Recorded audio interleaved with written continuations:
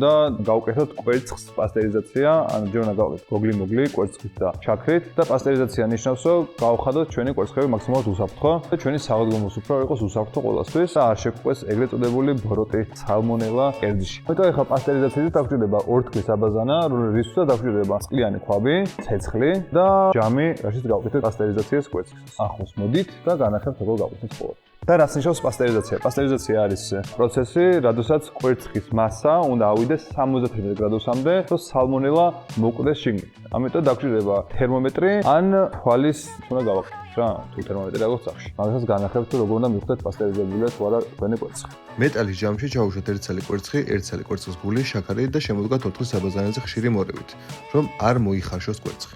შაქრის კრისტალები რო გაქრება და თიძე, ასე ვთქვათ, ვეღარ იგრძნობთ და ასევე კოს რო აიღებთ და თიც რომ გადაусმევთ და დარჩება ესე, როგორც ვიდეოშია, ანუ კვერცხი უკვე 71 გრადუსზე მიღწეულია და დაახლოებით 2-3 წუთი ჭირდება მათ ყველაფერს.